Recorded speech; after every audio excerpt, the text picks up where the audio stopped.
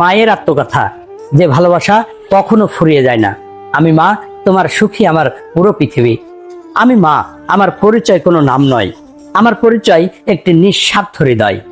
আমি এমন একজন যে নিজের ক্ষুধা লুকিয়ে সন্তানের পেট ভরাই, নিজের কান্না লুকিয়ে সন্তানের মুখে হাসি ফোটাই। আজ আমি বলবো আমার সেই গল্প, যে গল্প পৃথিবীর প্রতিটি সন্তানের হৃদয়ে লেখা আছে। তোমার জন্মের অনেক আগেই আমি তোমাকে ভালোবাসতে শুরু করেছিলাম। তোমার প্রথম নড়াচড়া, প্রথম হৃদয় স্পন্দন, প্রথম কান্না, এসব ছিল আমার জীবনের সবচেয়ে বড় উপহার। সেদিন থেকে আমি আর নিজের জন্য বাঁচিনি।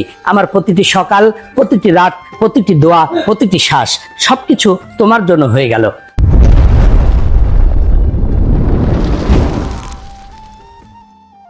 তুমি যখন ছোট ছিলে, রাত জেগে তোমাকে ঘুম পাড়িয়েছি।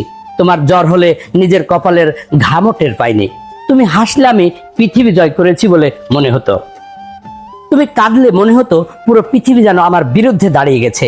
তুমি হয়তো জানো না, কতবার নিজের নতুন শাড়ি না কিনে তোমার বই কিনেছি, কতবার নিজের ইচ্ছা লুকিয়ে তোমার ছোট ইচ্ছে পূরণ করেছি, কতবার নিজের কষ্ট হাসি দিয়ে ঢেকে বলেছি আমি ভালো আছি। কারণ আমি জানতাম মায়ের চোখের জল সন্তানের শক্তি কেড়ে নেয়। তুমি যখন প্রথম স্কুলে গেলে, আমি দরজায় দাঁড়িয়ে তোমার ফেরার অপেক্ষা করেছি। তুমি যখন বড় হলে, আমি দূর থেকে তোমার স্বপ্নগুলোকে দোয়া করেছি। তুমি হয়তো ব্যস্ত হয়ে পড়েছো, ফোন করার সময় পাও না, অনেকদিন বাড়ি আসো না। তবুও প্রতিদিন দরজার শব্দ শুনলে মনে হয় হয়তো আমার সন্তান এসেছে। মানুষ ভাবে মায়ের ভালোবাসা নাকি স্বাভাবিক, কিন্তু কেউ দেখে না এই ভালোবাসার পেছনে কত ত্যাগ, কত নির্ঘুম রাত, কত অশ্রু, কত প্রার্থনা লুকিয়ে থাকে। আজ আমার চুল সাদা হয়েছে, হাতে আগের মতো আর শক্তি নেই, চোখে ঝাপসা দেখি, তবুও তোমার মুখ দেখলেই মনে হয় আমি আবার তরুণী হয়ে গেছি।